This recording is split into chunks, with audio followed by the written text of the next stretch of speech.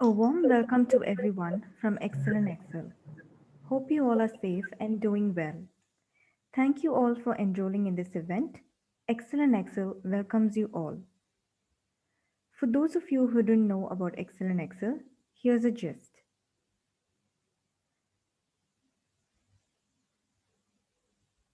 Excellent Excel is a data analytics firm that solves high impact business problems using data and technology.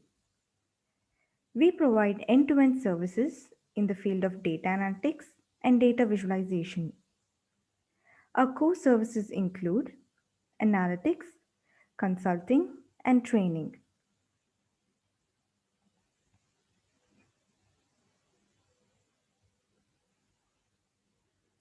Excel and Excel presents the popular talk show EIE Fresh Talk on its YouTube channel, where it hosts great leaders and subject matter experts in various fields from India and abroad to speak regularly on a variety of topics ranging from Excel to analytics and finance to financial modeling and many more. Some of our past events are Time Intelligence in Power BI by CAS Ratnagiri, Analyzing Data with Power BI by Amit Chandak, and Creating Income Statement (P&L) using Power BI by Mark Walter. We are happy to share our website EIE Fresh Talk by Excellent Excel has been selected as one of the top 5 Microsoft Excel podcasts on the web by feedspot.com. We are also happy to share the first ever annual gathering of Microsoft Excel Global Community, which is planned from 6th to 9th February 2021, the Global Excel Summit, a 4-day event with 17 plus speakers and 1,000 plus attendees. Learn from the top excellent practitioners in the world, connect with people in all lines of business, and last but not the least, excel with masterclasses. We are proud to share that Excel and Excel is associated as a media partner for the Global Excel Summit. Use the promo code Excel and Excel and get special prices on various products and courses. Joining us today, we have our speaker for the day, Mr. Ajay Kumar. Ajay Kumar is currently working as a Power BI consultant with MG Asia. He has 10 years of work experience and currently leading teams working on different Power BI projects. He has previously managed team of 4 to 5 people and has very good end-to-end project handling experiences. He has extensive experience with Power Platform technologies like Power BI, Power App, Power Pivot, Power Query, MSBI, Tabular Model, DWH, Azure, and etc. He has worked with DBS Bank, CPM Consulting, Credit Agricole Bank, FIS Global, Accenture, Xerox, and Aon Hewitt in different domains like gaming, banking, telecom, and healthcare. He has strong analytical skills and problem solving skills with the ability to formulate and communicate recommendations for improvement and excellent verbal and written communication. We welcome you, sir. It's a pleasure having you with us. Before we begin, I request participants to join me in welcoming today's speaker with a hi in the chat section. If you have any questions during the presentation, please type them into the question box. We will later present it to the speaker. Over to you, sir. Thank you so much, Linda. Now I'm gonna share my screen. So let's see.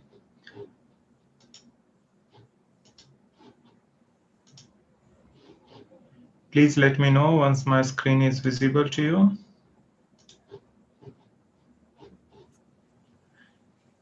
Is it visible? Yes, sir, it's visible. Okay, great. So today our topic is dynamic measures, dynamic formatting, and disconnected tables in Power BI, which we are going to discuss now, and we'll see how they can be very much beneficial in Power BI and how we can take the advantage of dynamic formatting, even the dynamic page navigation that I'm going to demonstrate today. So let's get started. Before going that, thank you so much, Alinda, for introducing me in such a nice way. So you can have a look briefly about myself. I have done several certifications as well as I have more than 10 years of IT experience. and currently I'm based in Singapore. It's been more or like 3 years over here for me. And I have worked on different aspects of BI and data analytics. Since the beginning, I'm working as a business intelligence developer, and I have worked in the different domains as well as in different roles. So right now, I'm working as a Power BI and data analytics consultant with MG Asia. So let's start it. So today's our agenda is first we are going to discuss about the disconnected tables. Once we are done with that, then we'll see what are the dynamic measures, how we can use the measures in the slicers. Then we'll go with the calculation groups, how to create the calculation groups using tabular editor, then the dynamic page navigation, and at last also we are going to discuss about the dynamic page title with the selection so that we can control the titles dynamically. So let's get a brief intro about the disconnected tables. Basically, disconnected tables in a model are those tables which are not connected with any other table. That means they have no relationship with other tables that are present in the model or the data model that we have created. Also, these are not intended to propagate filters, because if there is no relationship, that means the filters cannot propagate through the model for these tables. And lastly, they are used to accept user inputs. For example, if we have certain measures or certain values, then user can input those values, and based on those values, your measures or the value should return for those in a meaningful way. Now, we talked about the dynamic measures. So measures, we know that we use the different measures to perform certain calculations, and those are going to make our life easy, as well as we can do a lot of complex to simple calculations using dynamic measures. And over here, we are going to discuss specifically these dynamic measures because we don't want to make the static measures where we have to just hard code the values. Rather than that, we can dynamically change them. And based on the user selection, we can get our values. So dynamic measures are going to used in the disconnected tables, as well as they are going to use the slicers to accept the values from the user. Now we talked about the calculation group. So in year 2020, Power BI came with a lots of different updates, and this is one of the major updates that Power BI came up with. That was the calculation group. So instead of performing several calculations differently and creating a lot of measures in Power BI files or in your data model, rather than that, we can now create the calculation groups in tabular editor, and then we can apply, which can perform a lot of operations for us, even the formatting and all.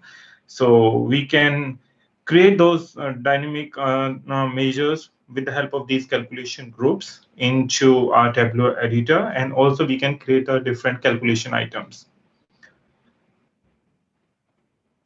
Now we talked about the dynamic page navigation. So in this one, we are again going to use the dynamic page navigation, as well as I'll show you briefly how we can apply the dynamic row level security as well using dynamic page navigation, so that particular users can just view the page dynamically. They can also inherit the row level security. So row level security is a very unique feature in Power BI that was also available in the SSES SQL Server Analysis Services. Even in tabular model, we can apply the same.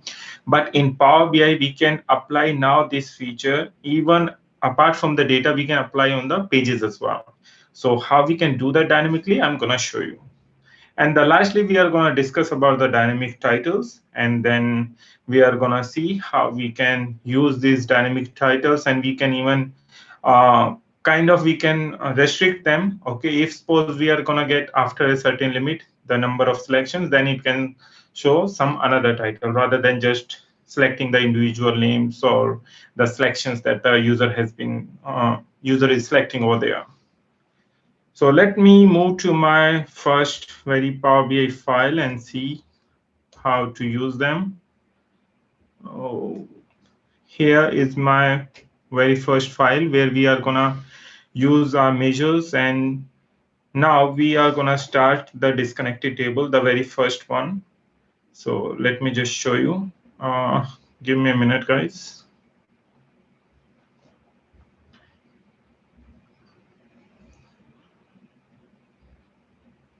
Okay, so this is my file. Before going into the file, let me show you my data model that I have created using the AdventureWorks data warehouse from the Microsoft website. So I have this data from my SQL server, and over here, this is my SQL Server Management Studio, where I have installed this AdventureWorks 2019 data warehouse. And if I'll connect with my database over here,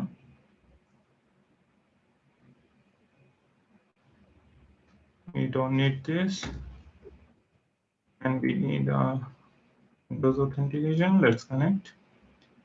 And here you can see this is my AdventureWorks DW 2019, where I have the different tables which I'm gonna use over here, which are the dimensional as well as the fact tables. So now if I'll go on my file, which is over here, you can see that I have one fact table, which is my fact internet sales table, and there are the different dimensional tables connecting with that. So if I zoom it a bit more, so you will see there are the different relationships between these two tables, and right now there are no disconnected table in my this data model.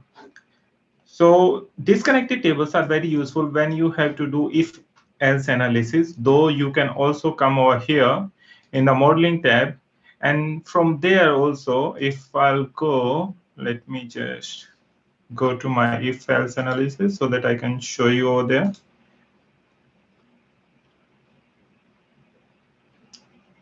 Okay, so what I mean to say that when we need to do the if else analysis, so generally we create the parameter over here, you will see what if, and using this one we can create the different parameters, and based on that we can select the different values. But what if rather than that I'm not going to select this and I want to use that the disconnected table, so that is going to help me to select a value by the user, and based on those values we can just get the required value or the expected value. So that's going to make our life much easier. And over here I'm just gonna first create the three measures which I have already created actually in my table, and those are pretty simple that I'm gonna show you right now. The very first one is the sales one. If you will see over here, let me just zoom it a bit more.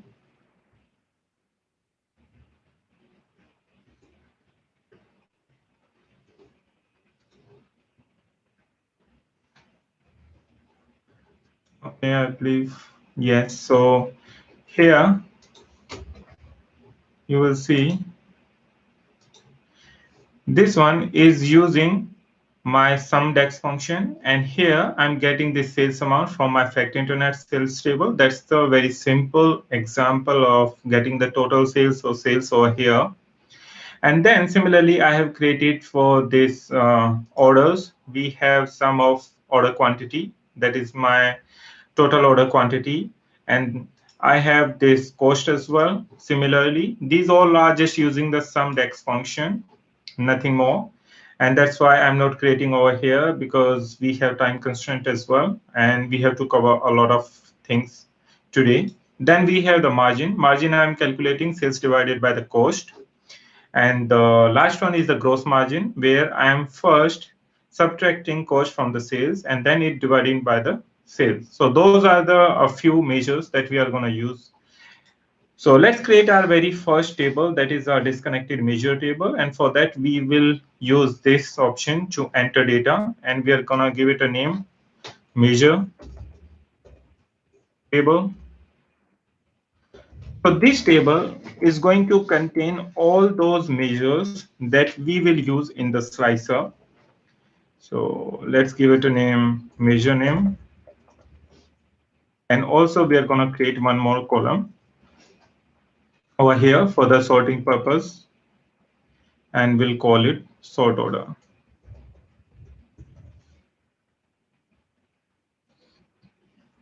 So our measures would be sales, then say unit cost or cost, and the last one would be margin.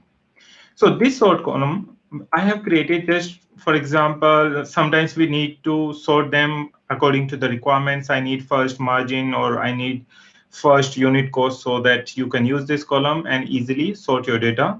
But right now I'm just gonna give it a name number 123, and this is gonna help us out to create the to sort this table or the measure name column and load the data.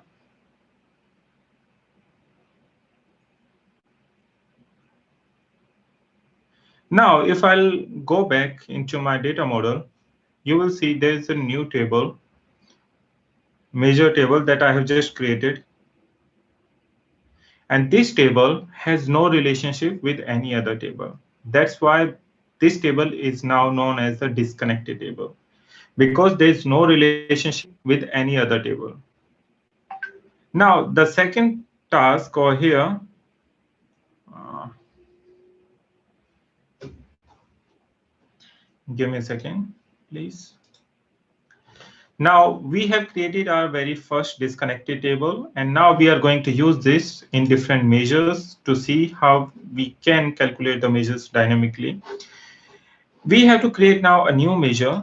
Let's say this is gonna be our dynamic measure. So create a new measure over here and give it a name. Even you can say it a selected measure or dynamic measure. The name is up to you, what name you want to give it to this measure. Very first, we need to create a variable, and I'm gonna say it my selection, name of the variable. Variable generally we create to store the value so that we don't need to create different measures.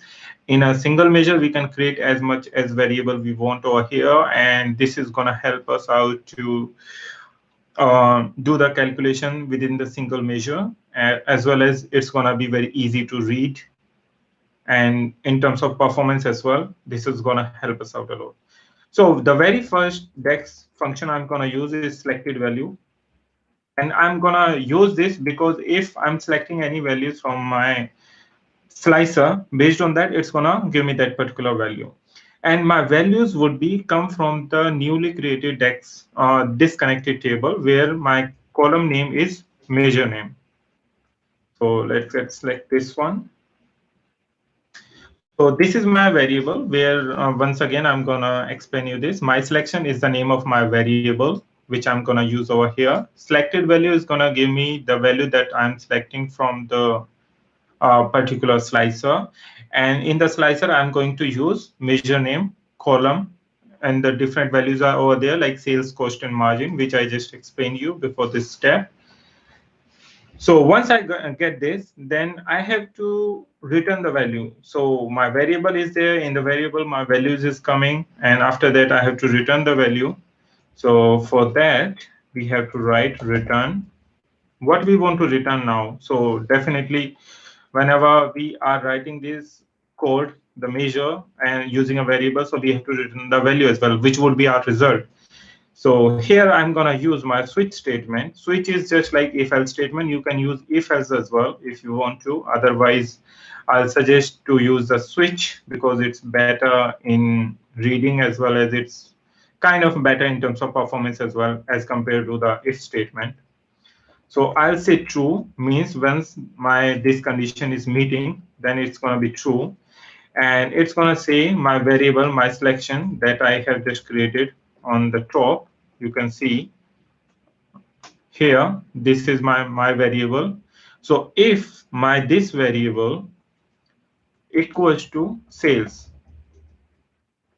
so sales, we have already created one measure for the sales. So I'm saying if the selected value from the slicer is coming as sales, then it should return me my sales measure. If my selection equals to, let's say, unit cost, because we have given it a name unit cost, then it should return me the cost. If my selection variable equals to margin,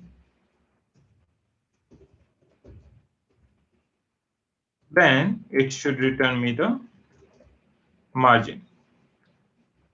Otherwise, by default, if it's an optional parameter over here, the last one, you can give it or you can provide over here or you cannot provide. So it's totally up to you.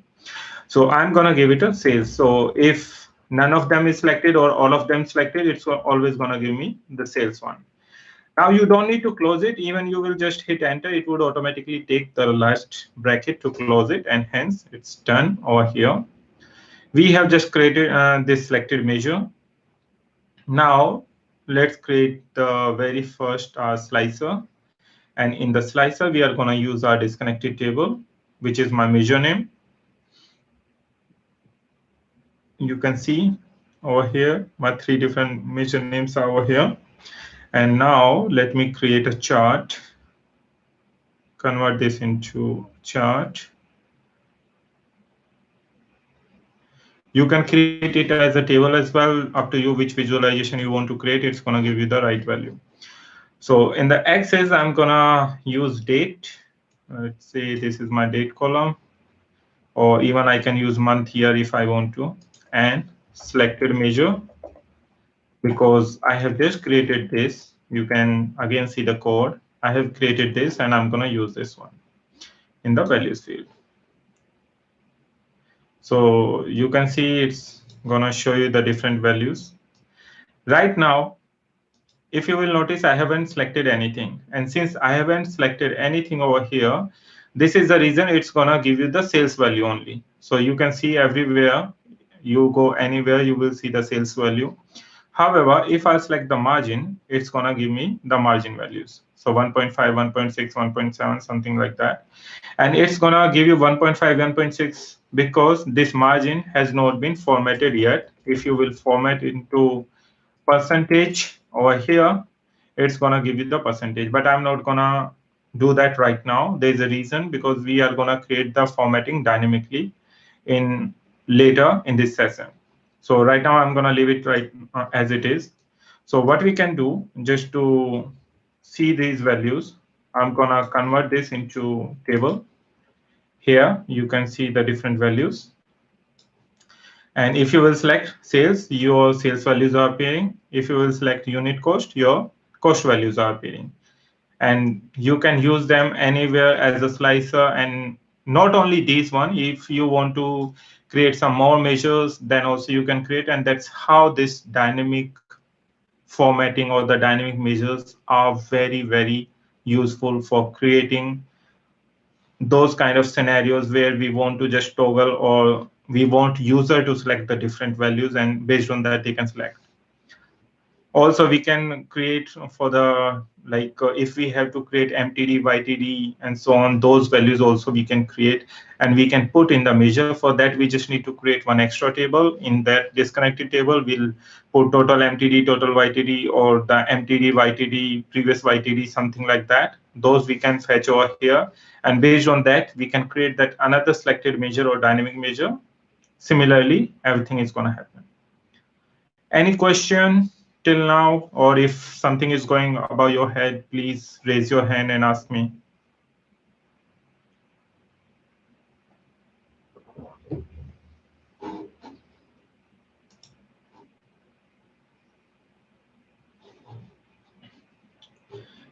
I take it as a no. So let's We move have no forward. questions so now, sir. As of now, there are no questions. Yes, thank you. So no worries. Let's move forward and we'll go further.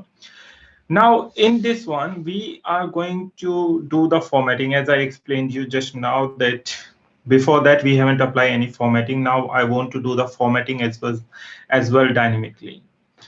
So for that, we'll use these three measures itself. And before that measure, once we have these three measures like sales, cost, and this thing,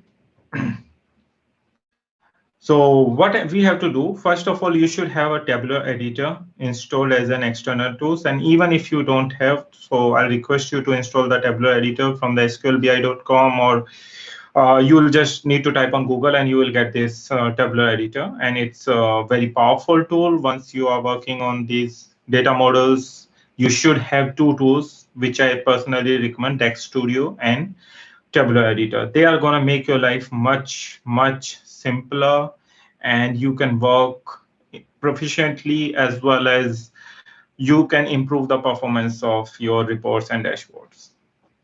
So let's move further. And over here, we are just going to open this tabular editor. What it's going to do, you can see it's going automatically going to connect with your data model. And you can see the message at the bottom, it's connected successfully, where you will get your all the measures, relationships, everything is there. So the different relationships in my table, it's appearing over here. Even you can check if you have to check the different tables, these are over here. Now, what we are going to do, we are going to create a calculation group over here. So right click on this table, create new, and create a calculation group. Once you create a calculation group, I'm going to give it a name as metric. So the name of my calculation group is metric, and right now you will see there's none of the calculation items has been added. So calculation items are those items which are going to perform our different calculations. For example, sales, cost, and margin that we have so far. So that's the same that we are going to create. And now what I'm going to do, I'm going to create a new calculation item, right click, and then new calculation item. And I'm going to give it a name as sales. Once you will give it a name sales, you can see here the name is sales. And now we need to write the expression for this one, the sales that we have created. And since we have already created our sales as the measure, so we can directly use our measures over here. After that measure, you would see one more thing, format. This is saying over here, this is the format string expression. So what kind of format do you want for your string? So whenever we are having sales, that is a number, and that number is going to be in dollars. And generally it's, even you can give the currency format if you want to, but I'm not using currency format. I'm just going to use this data for this one. I can just, I'm sorry. So I'm just going to give it a name, formatting over here, which is going to be my 1000 separator for this one. So let me give this formatting over here. This is my 1000 separator. You can see that clearly, and let me make it a bit big so that you guys can see it easily. So that's the only thing you need to do over here. And you will see the ordinal over here, one more. Under basic, there's one ordinal. Ordinal is basically the sorting order of this one, how you want to sort. So I'm going to create the different calculation items over here, and you can sort them based on the ordinal, or you can even drag and drop over here as well. So let me create the another one too quickly. I'm gonna call it cost, and here under expression I'm gonna give it cost measure. And for the cost, I'm going to again use my formatting string, which I'm gonna use this one. And then let's create one more. You have to rename it. I'm sorry, it's not using like that. So let's create one more, which is gonna be my margin.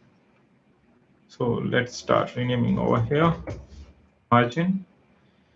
And then we have expression for margin is our margin measure that we have created. And in the format, so since margin should be in percentage, so we have to make sure that the format string is percentage. So let's do this thing.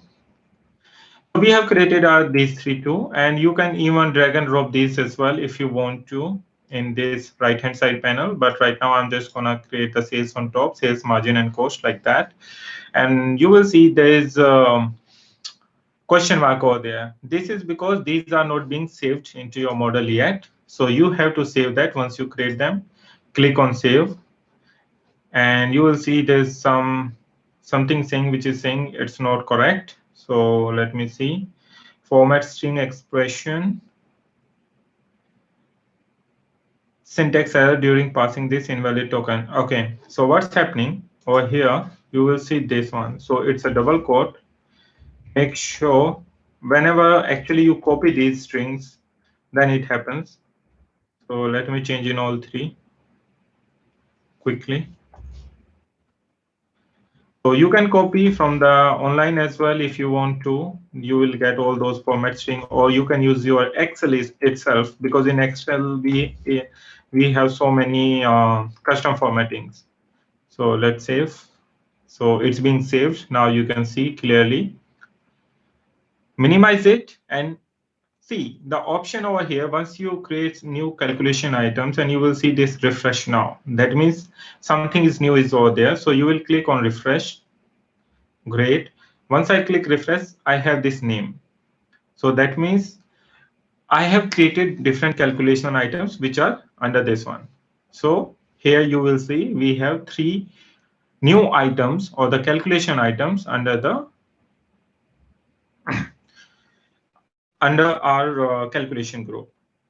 Now we created earlier measure like the cost or the I'll say margin or anything. So whatever is gonna you fetch out inside this one, it's gonna create automatically the formatting, and it's also gonna take automatically the right value for that one. For example, if you will see, if I'm not gonna use this calculation group, first let's see without the calculation group how it works.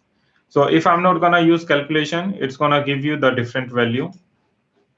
And let's see margin and sales. So all are three different values. Now what I'm gonna do, I'm gonna take any of the value from the margin, sales, or anything. So let's paste over here, and you will see it's automatically gonna calculate those values for you. So you can use any of the measure, it hardly matters. And based on those values, it's gonna give you the sales, margin, and cost. And also you will notice over here, it's formatting them itself dynamically. You didn't do anything in this Power BI sheet. You just created the calculation items under the calculation group in the tabular editor. And based on that, it's automatically taking those values. And here you can do that. So that's the second thing which I wanted to show you. Please ask me if you have any question or any concern.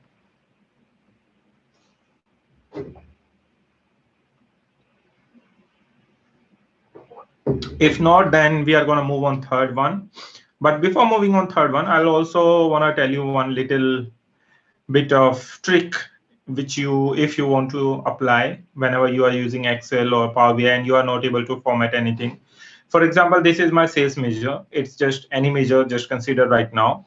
And here you see there are the format options. So right now you generally go there, you then click and then change and by any chance you select any currency and you want to again reformat it.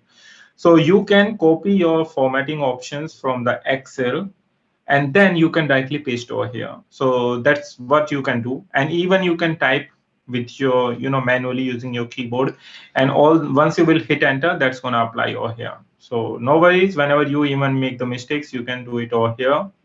That's the idea.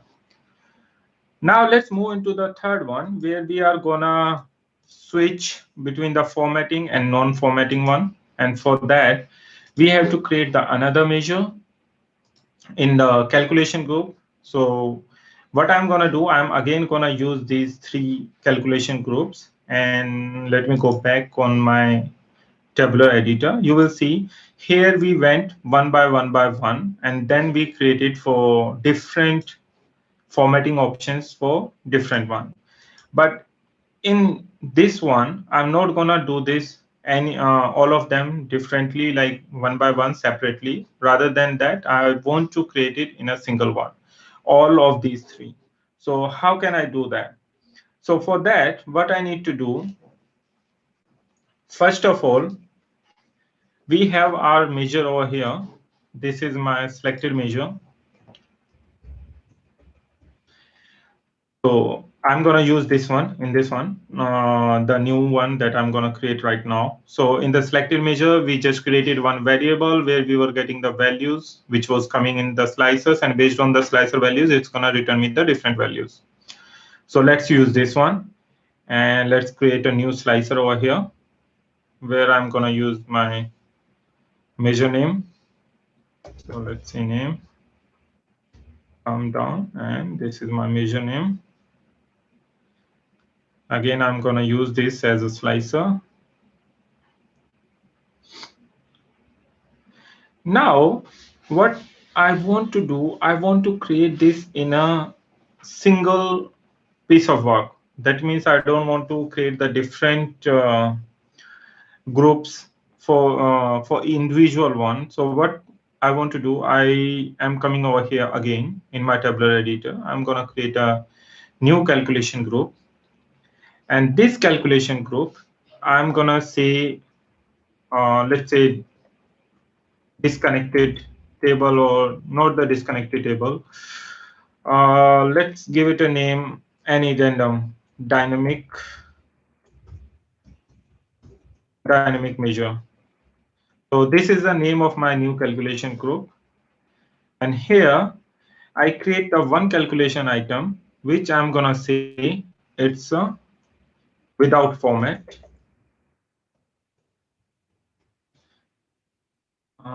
Name you should give it over here rather than that, without format. So whenever I select my any selected measure, so let's give value over here. You can write over here as well rather than the expression writing over here. So if you write over here as well, it's going to be perfectly all right. So let's say selected measure. So this would give you always a measure value which you have been selected, but the only difference over here is that we are not going to apply any formatting in this measure. So let me just Control C, paste over here. Now we are going to create one more calculation item with format.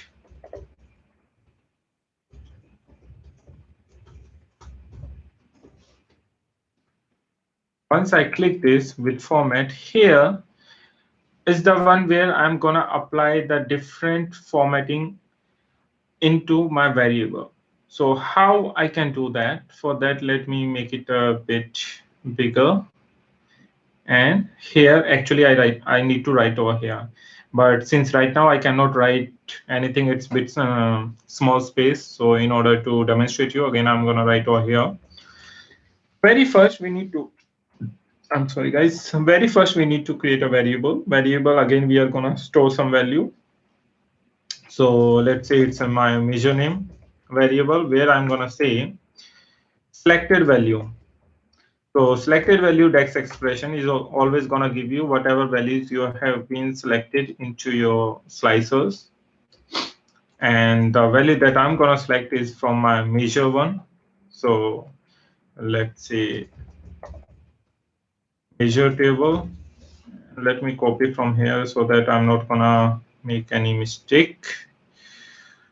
This is my one, my measure name,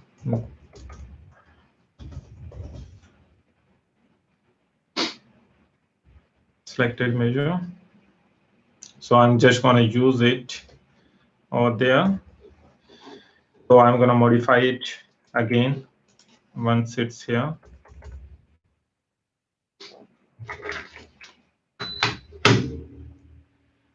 So let me paste it.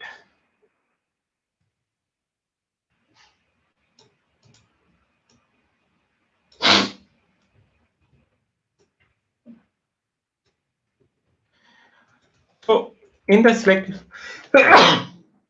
I'm so sorry guys, it's a bit cold over here. So in the selected value, we always have one optional parameter that we can use if our measure is selecting this. Otherwise, we can say my optional parameter is selected measure name. So that's what is going to be my very first variable. And after that, I'm going to create another variable for the formatting. So what I can do, I'll say variable, my currency format or with format, rather than currency, I'll say with format. And I'm going to give it a value. Again, over here, like this, I uses my select statement. I'm again going to use my select statement, or I'm sorry. Again, I'm going to use my switch statement over here. So what I'm going to say, switch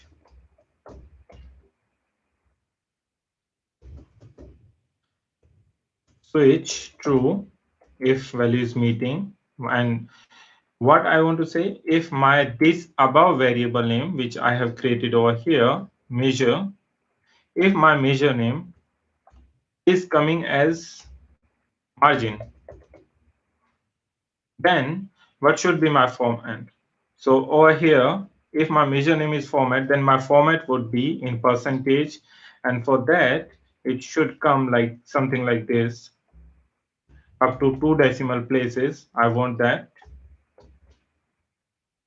Then if my measure name equals to cost, then its format should be, since the cost is simple, so I'm not gonna take it with currency, so I'm gonna take it simple. So let's say it's gonna be like in 1,000 separated,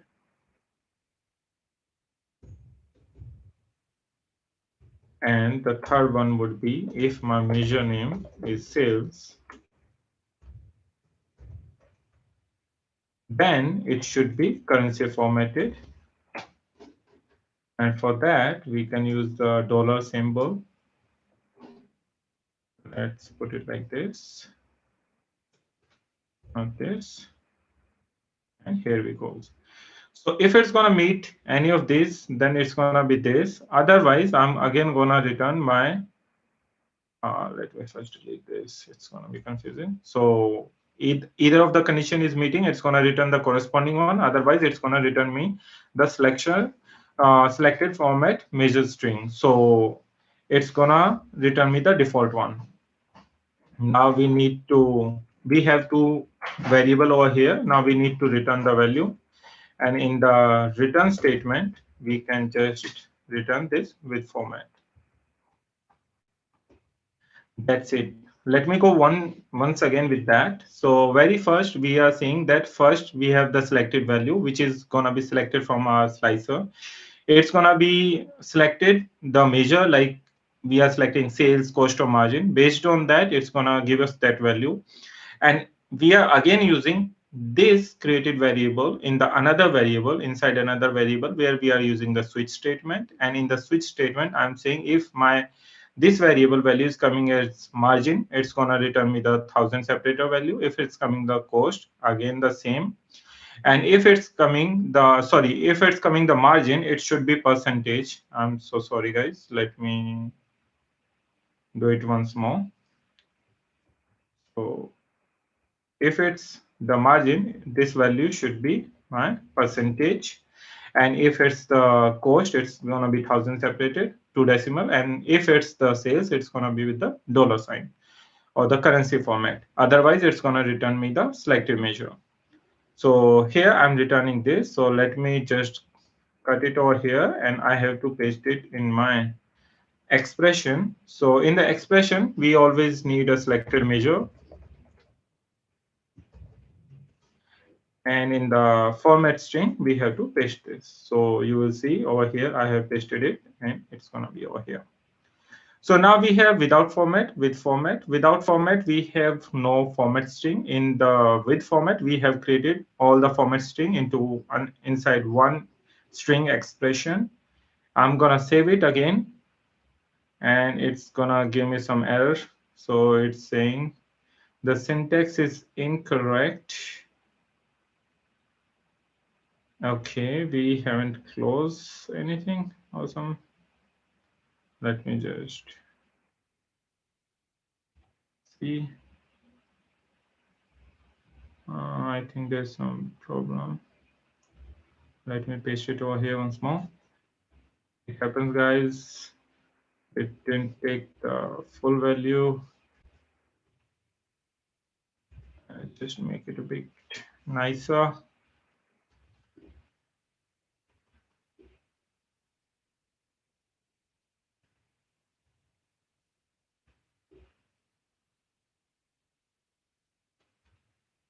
And here we goes again. I believe it's gonna be all right this time.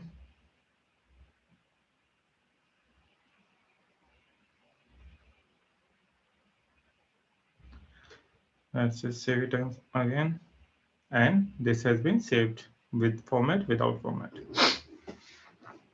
Okay, once you have saved it, let's go back to our file. Again, it's going to populate this same message, refresh now, so that it can show us our newly created dynamic measure.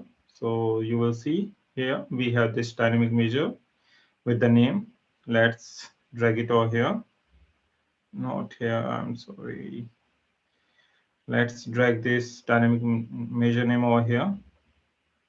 So this is gonna give us two options. We need whether we are gonna need with format or without format. And here we earlier created one dynamic measure. So let's say this is our dynamic measure that we created. I'm gonna bring this value into this one. So here we goes. So right now by default, it's gonna show you the sales values. And this is, let's say, the sales value over here. And here, once you will hover your mouse, you will see there's none of the formatting is being applied. It's by default, whatever it is. But once you will select this with format, you will see the dollar sign is appearing. So once again, let me just copy this and paste it over here so that you can see the numbers in table. Convert this into a table. Paste it over here. And let me convert this into a slicer too. This should be a single slicer, not the multiple one. And you will see with format, it's gonna show you the different formats. And without format, it's not gonna show you any format. And you will see the sales is like that, margin is like that. That's how we can create in a single one all the dynamic formatting. So guys, that's how we can create this. Now let's move further. I'll go with the dynamic page navigation now. We have discussed how we can switch the different formatting dynamically. We can create into the single one and all. You see how to create the calculation groups as well as how to create the calculation items. Those are gonna help you a lot. And also you will see in the chart as well. Earlier when this calculation group came, it was not available in the chart, but you will see now the percentage or the currency, everything is visible on the chart itself. So that's how it's going to be very useful for you, definitely, once you are going to start using them. And it's going to be a very interesting topic for you once you are coming into the picture while you are using this dynamically, using Tableau Editor and even Text Studio. If you have any questions, please ask me before I move into the last two topics.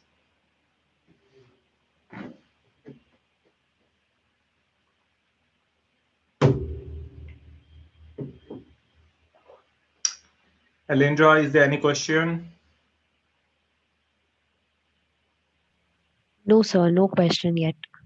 Okay, great. So let's move into first the dynamic navigation with RLS. So RLS part I'm gonna discuss briefly over here, but more we are gonna discuss about the dynamic page. So in my model, I have these tables that I created earlier. So let me just make it a bit smaller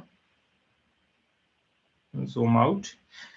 This is my page table, which was a disconnected table. But later on, to create the RLS, to demonstrate RLS, I created these two tables as well, where you can see one is the user pages, another is the users.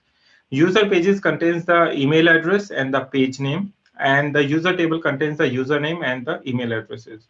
And this page name table, again, like similar to the measure table, this page table has the page name and their sort order, nothing else. So the question comes how we can dynamically change the pages. So in this tab, you will see I have these three different tabs. One is the sales, another is the order table. And generally it happens in the organizations, executives just want to land on this page, and based on their selection they should move into the different pages rather than selecting one by one. And also there can be the case like some pages are related to the financial data which should be available to only financial guys, and if there are some operation data that should be available for everyone, so that comes under the part of RLS. So whenever a user is going to log in over here, based on their access criterias, they should be able to see the pages over there. So once we are over here in this user table, first we need to create the selection, the which page we are going to select over here. So again, we have to create a new measure. So I'll say page navigation. And over here, let me just create this one. Give me a second.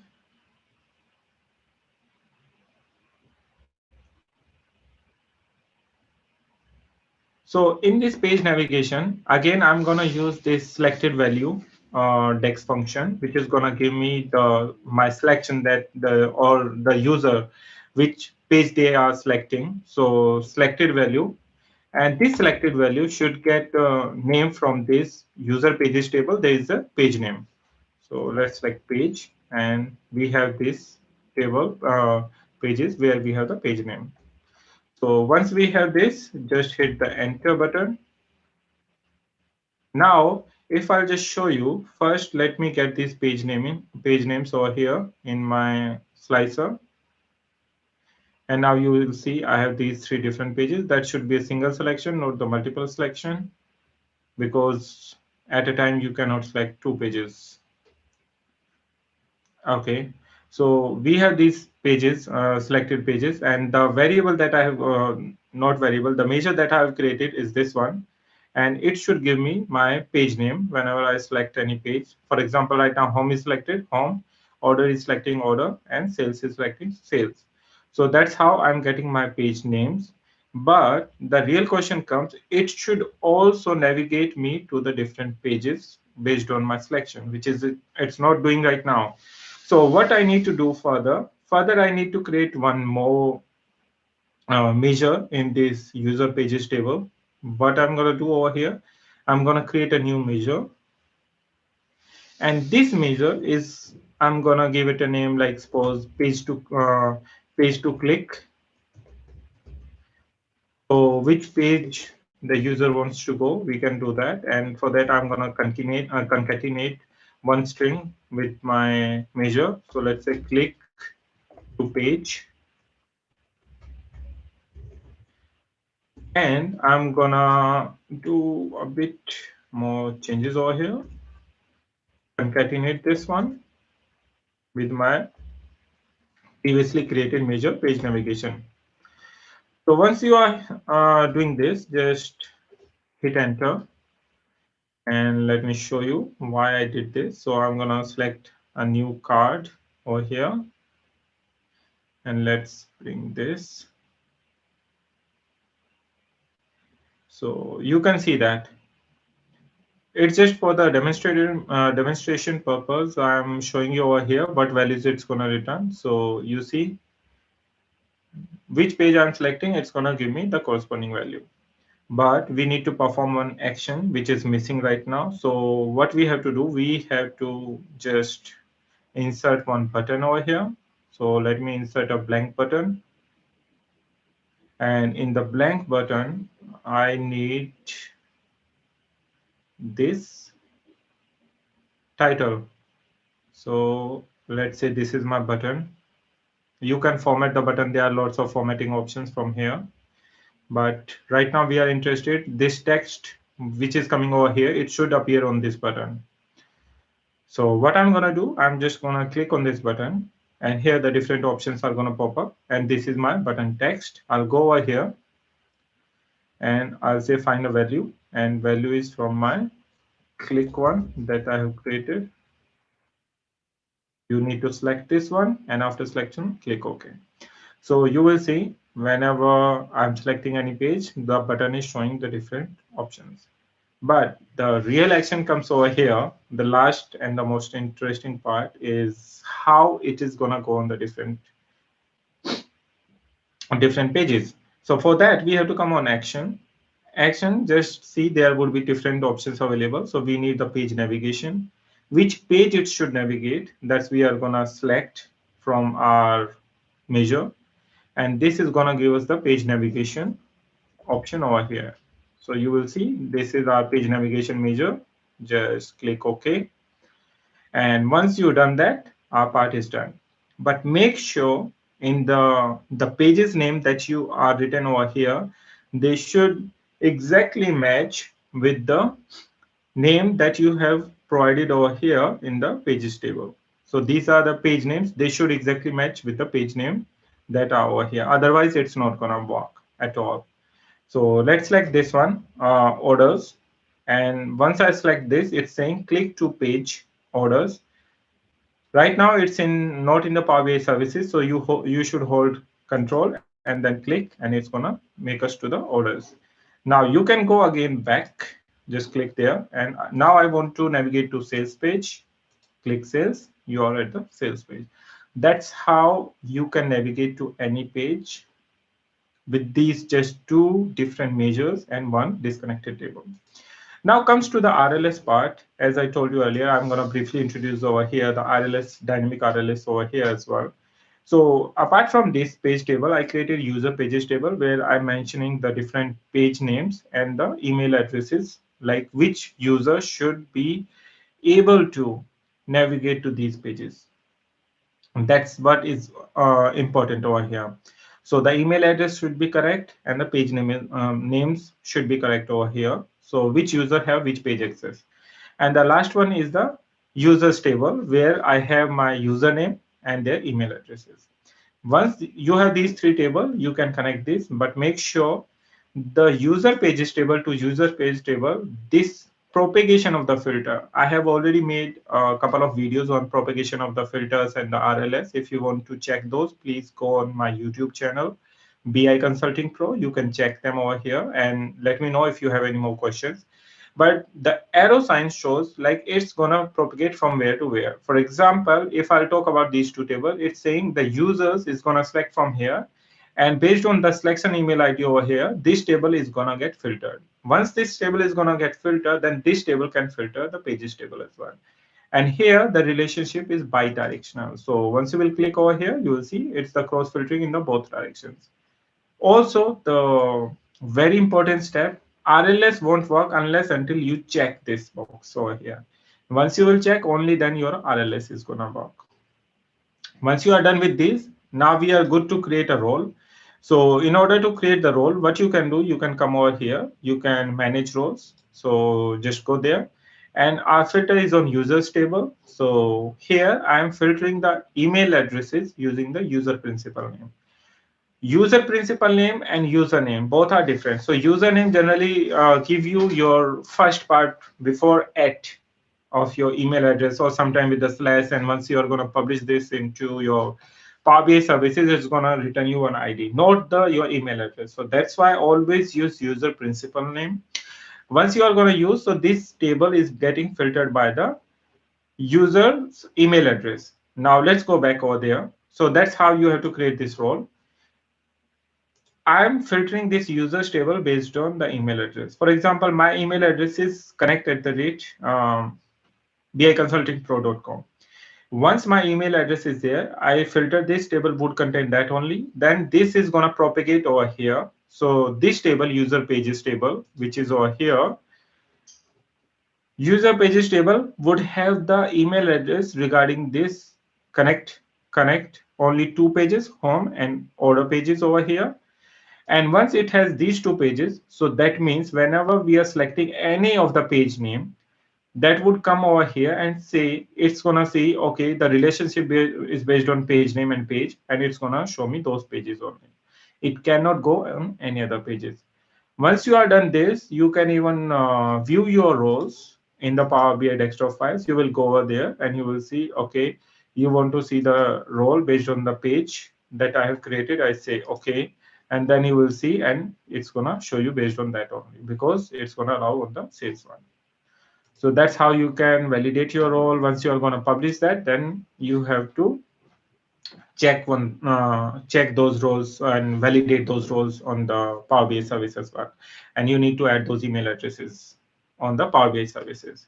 So maybe in coming session, I can explain you the dynamic row level security and the static row level security. What is the difference between these two? How to do that stuff? So we will work on that. Now we are moving towards the last part of this session, that is the dynamic titles. So before going that, if you have any questions, please do ask me before we move further. Otherwise, we will move further on our next session. That is the dynamic titles.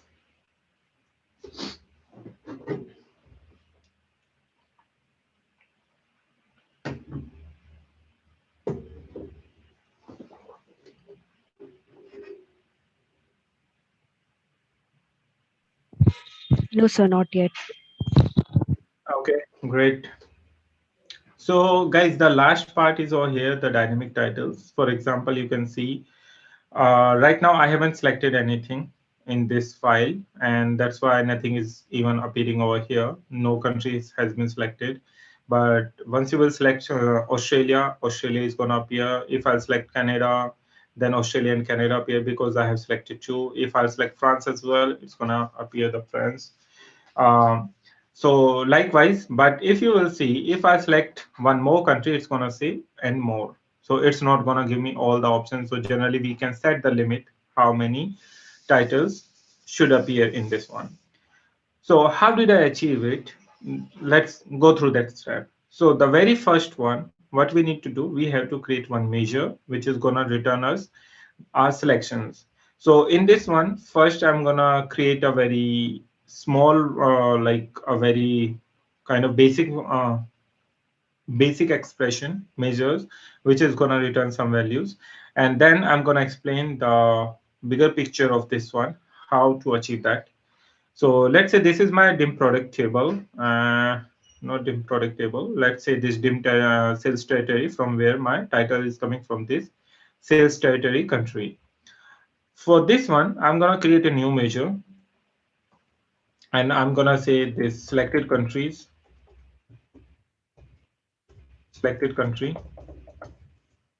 and I'm going to say selected value, and then country, which is my sales territory table. This has been created.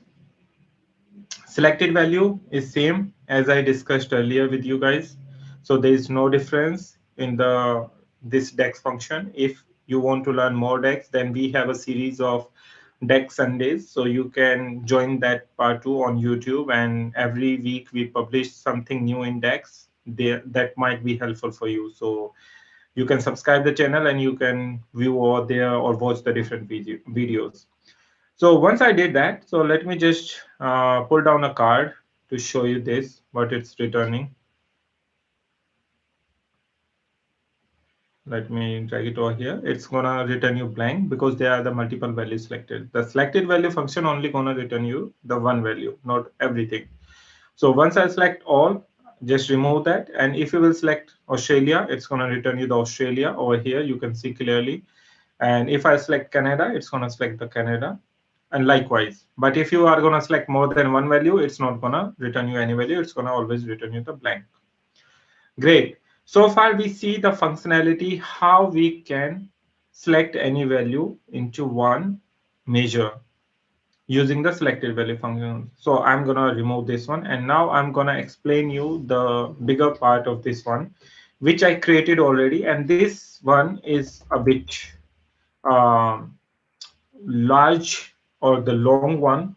So I have to explain you over here itself how it's gonna work. In this one, the very first, I have taken the maximum count of 4, and if our selected values are more than 4, then it's gonna return those 4 values plus more. Otherwise, it's gonna return those 4 values or less than 4 values that we have selected. So what I have done, I gave it a name, sales KPI title. Then you will see I have mentioned in the comment below is getting the distinct count of country. So how we can get the distinct count? Over here I'm using the distinct count function and my field from where my country name is coming. So that is gonna give the distinct count of the countries. I have 8, 10, 5, whatever. Now, below is getting the distinct count of the country names. So each country is only being counted for once across the entire data set. We don't want to count those countries multiple times, so that we are going to create only those distinct names. And how we are achieving that? We are seeing here the max country count, and we are using calculate function to change this, to propagate this filter again. I'm so sorry guys, I think I'm in cold. In Singapore, weather is changing very suddenly, so it is there. So I'm using calculate function over here, and then again using the distinct count. But here I'm removing all the other filters from this country column, and that's how I'm getting those distinct count of the countries. Once I have these two variable, then what I'm doing over here, this is to specify how many countries I wanted to show before stopping the concatenation. That means I have defined over here 4. That means it should always consider maximum 4, and if it's coming more than 4 selected values, then it should return me those 4 values and more, like text. So what we are doing over here, again we are returning the value in this measure, in this variable max items to show 4. Then we are returning over here that return switch statement, which is saying country count is 1, then it's simply going to return the country and the values which are coming from this country column. So it's going to return the same. Values is the dex function, which is always going to return you the distinct count. So if you are using values, for example, let me just show you this quickly. Suppose I have these different tables over here. And what I'm going to do, I'm going to create a new table, and I'm going to say it, with the table create modeling, new table.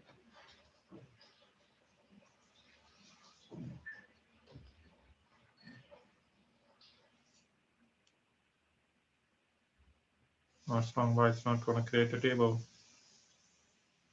Is something wrong? Yeah, it's creating. Okay. So let's say I'm creating a new table over here.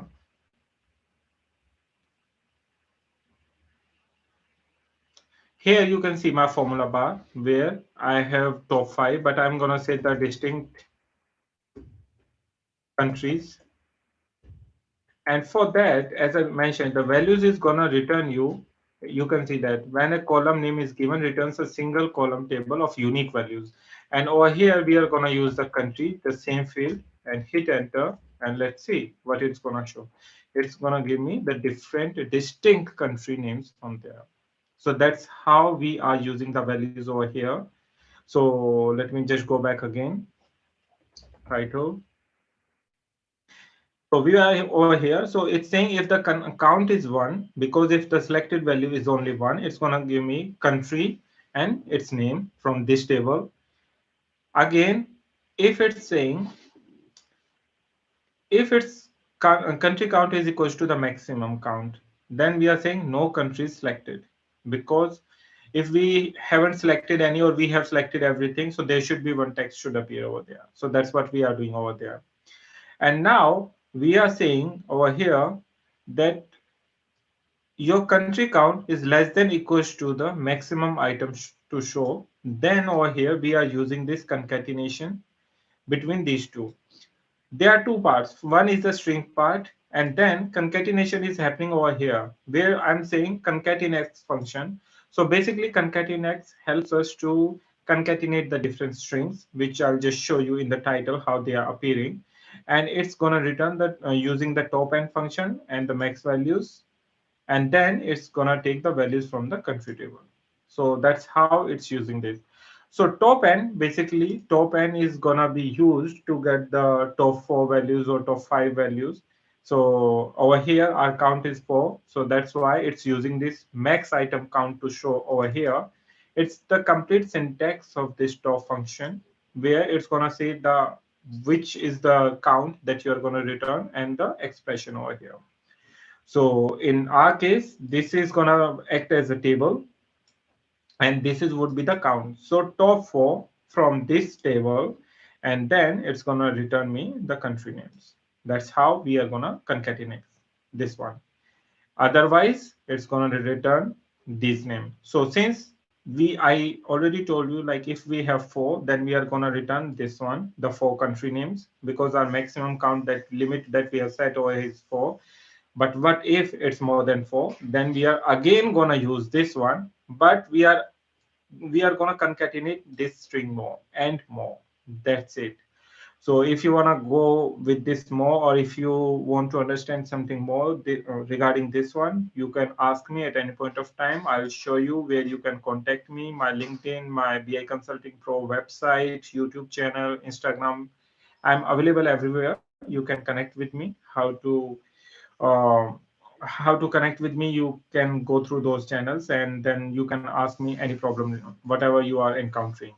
So over here, as I mentioned, if I'm selecting one, it's going to show you one country. But if I'm selecting more than one, so what it's going to do, it's going to see, okay, what is my maximum count value, which is 4 right now. So it's going to compare with that.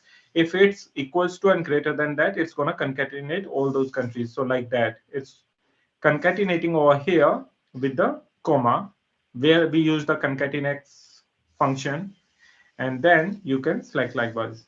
So as soon as you reach 4, now maximum limit has been reached, and if I'll select more than one, it's gonna say, okay, these are already there, and more is the last string that we attached over there. So that's how we can do it. We can achieve the dynamic visual titles, and it depends on the requirements and case to case where we want to use it, when we want to not use it. But this is a very nice thing to learn, and I always believe in the dynamic things. I don't believe that we should hard code anything, and always try to do at your end, find the solution, try to ask someone if you don't know, and try to put your all logics, and always make your Power BI file or reports dynamic. Otherwise you are going to get stuck, and one person or another is going to complain, because hard coded values are not going to work at all. Guys, that was it for today from my end. If you have any question regarding dynamic measure, formatting, calculation groups, calculation items, or this dynamic visual for visual titles, as well as the dynamic page navigation, please ask me. I still have 3 minutes over here, so I'll be happy to help you.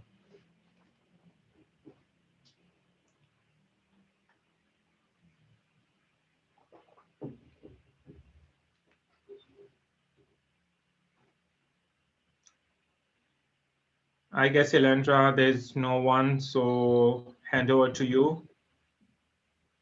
Thank you, sir. That was indeed an insightful session. On behalf of Excellent Excel, I thank you for sharing your wisdom. Sure, no problem. Thank you so much for having me over here. Thank you, sir. An announcement for all regarding our upcoming courses.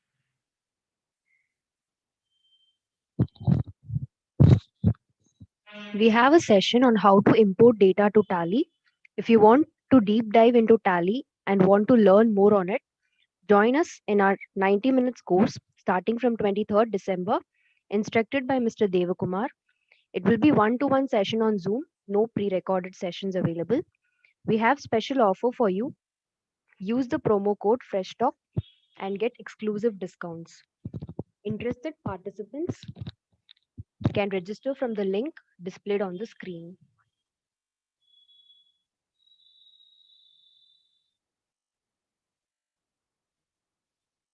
And regarding our upcoming Fresh Talks, on 24 December, we have a session on data storytelling using Power BI by Pranjal Dubeji.